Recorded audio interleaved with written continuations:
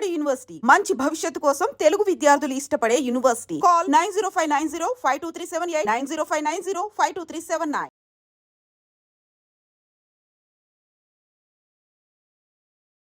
గత బుధవారం రోజే మనకు తెలుసు ఈడీకి సంబంధించిన ఆఫీసెస్ మన హైదరాబాద్ లో అట్లాగే వెంగళరావు నగర్ లో ఈ సురానా గ్రూప్ అట్లాగే సాయి సూర్య డెవలపర్స్ కార్యాలయంలో ఇది రియల్ ఎస్టేట్ కి సంబంధించిన కంపెనీ. ఈయన మీద చీటింగ్ కేసు అయితే కొంతమంది నమోదు చేయడంతో ఈడీ రంగంలోకి దిగింది. అట్లాగే ఈడీకి సంబంధించిన సోదాలు మొన్న లాస్ట్ బుధవారం రోజే పూర్తిగా వాళ్ళ ఇళ్లలో ఆఫీసుల్లో పూర్తిగా సోదాలు అయితే నిర్వహించిన పరిస్థితి.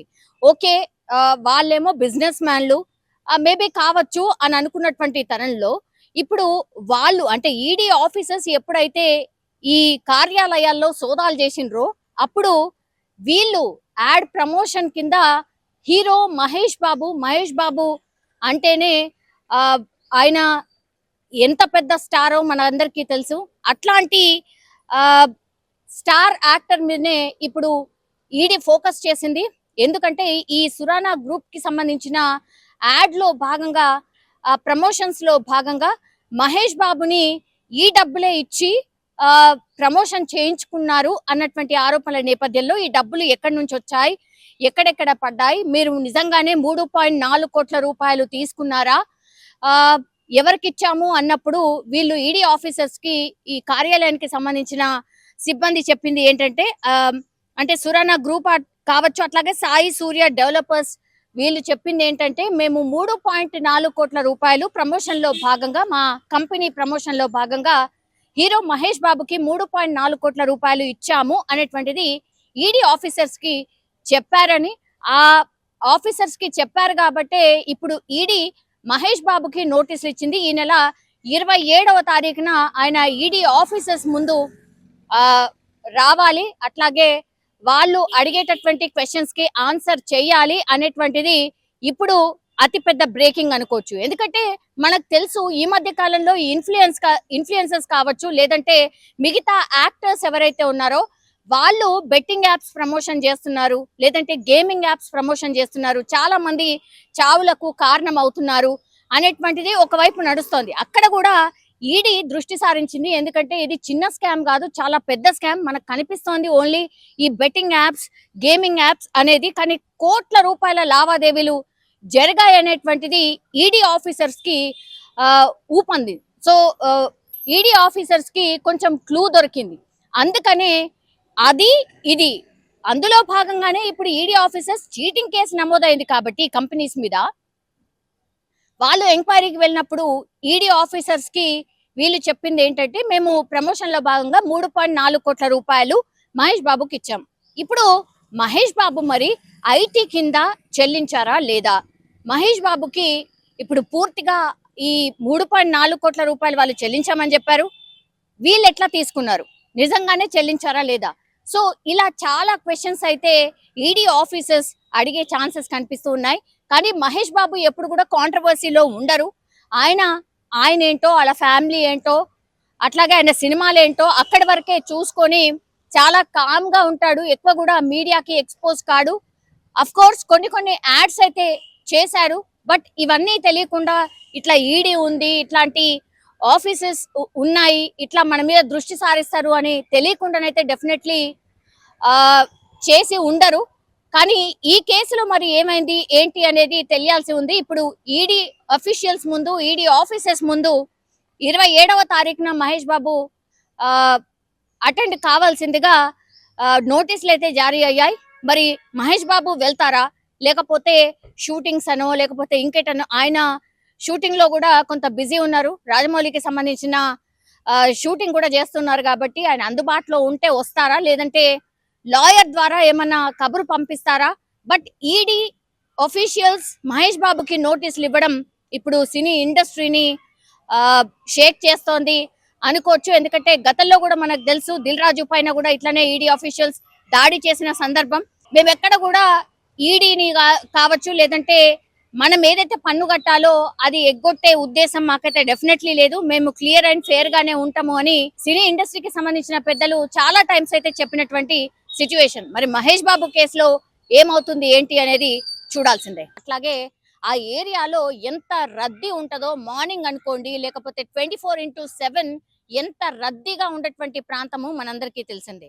సో కాచిగూడలో అది కూడా ఒక వ్యాపారవేత్త ఇంట్లో పనిచేసే వాళ్ళే దోపిడీ చేసిండ్రు అని అంటే అసలు ఎంత ఘోరమైన పరిస్థితో మనం అర్థం చేసుకోవచ్చు. అంటే ఇంటి వాళ్ళనే నమ్మించి మోసం చేయడం అన్నమాట. మనకు తెలుసు పెద్ద పెద్ద వ్యాపారవేత్తలు కావచ్చు, లేదంటే పెద్ద పెద్ద ఇళ్ళు ఉన్న వాళ్ళు, విల్లాలు ఉన్న వాళ్ళు చాలా మంది కూడా ఈ ఊరు నుంచి వచ్చిన వాళ్ళని, అంటే వైఫ్ అండ్ హస్బెండ్ లేదంటే వాళ్ళ ఫ్యామిలీ మొత్తాన్ని కూడా వాళ్ళ దగ్గర ఒక రూమ్ ని ప్రొవైడ్ చేసి అక్కడే ఉంటారు. సో ఇంట్లో ఏ పని ఉన్నా సరే వాళ్ళే చూసుకుంటారు. అందులో భాగంగానే ఈ నేపాల్ నుంచి వచ్చినటువంటి దంపతులను కూడా వీళ్ళు వాళ్ళు పనిలో కుదుర్చుకున్నారు. సో ఈయన వ్యాపారవేత్త, అంటే ఈ గోల్డ్ కి సంబంధించిన షాప్ ఉందనుకుంటా. ఎందుకంటే వాళ్ళ ఇంట్లో చోరీ చేసినటువంటి మొత్తం విలువ చేస్తే నోరెళ్ళబెట్టాల్సిందే. ఎందుకంటే ఆల్మోస్ట్ 2 కిలోల బంగారం, అట్లాగే 3 కోట్ల రూపాయల నగదును ఎత్తుకెళ్లిపోయారు ఈ నేపాల్ కి సంబంధించిన దంపతులు. మరి ఎన్నేళ్ల నుంచి ఉంటున్నారు ఇంట్లో అనేది పూర్తిగా పోలీసులు అయితే ఎంక్వైరీ చేస్తున్నారు. ఇప్పుడు చోరీ జరిగినటువంటి ఈ వ్యాపారవేత్త పేరు వచ్చేసి హేమరాజ్.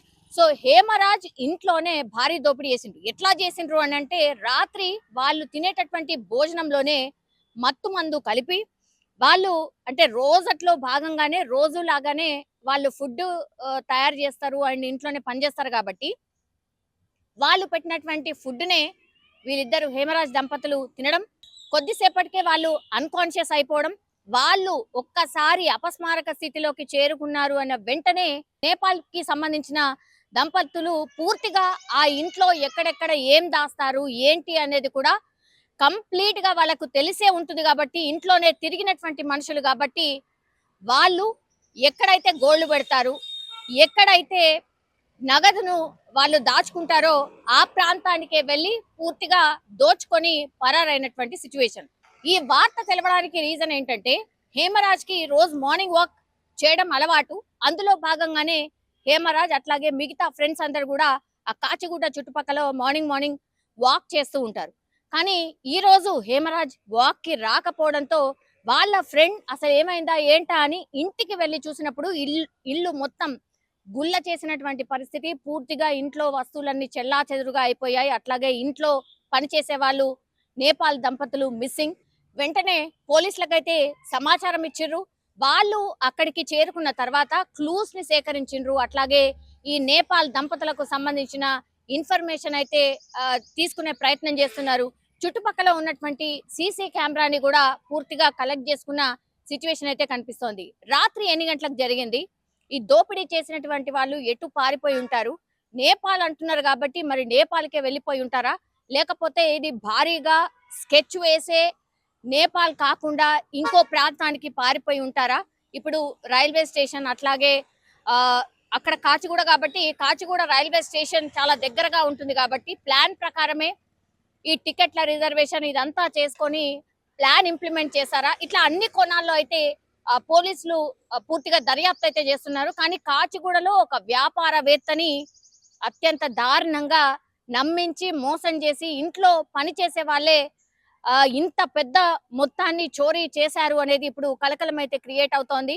మాక్సిమం ఇట్లాంటి కేసులలో అయితే పోలీసులు అతి తొందరగానే నిందితుల్ని పట్టుకుంటారు. ఎందుకంటే క్రైమ్ చేసిన దగ్గర ఏదో ఒక క్లూని వదిలేసి వాళ్ళే వెళ్ళిపోతుంటారు కాబట్టి పూర్తిగా దీన్ని సీరియస్ గా తీసుకున్న సిచ్యువేషన్ అయితే కనిపిస్తోంది.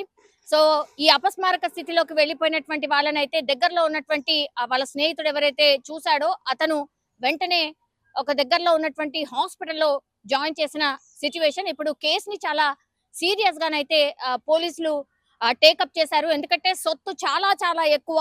2 కేజీల బంగారం, నిన్ననే మనకు తెలుసు 1,00,000 కొట్టింది బంగారం ధర. 10 గ్రాముల బంగారం ధర 1,00,000 రూపాయలు. అట్లాగే 3 కోట్ల నగదును కూడా ఎత్తుకెళ్లిపోయారు కాబట్టి చాలా పెద్ద మొత్తంలో దోపిడీ జరిగింది. కాబట్టి వీళ్ళిద్దరైనా లేకపోతే ఇంకెవరైనా వీళ్ళకి సహకరించారా, ఈ కోణాల్లో కూడా పోలీసులు అయితే దర్యాప్తు చేస్తున్నారు.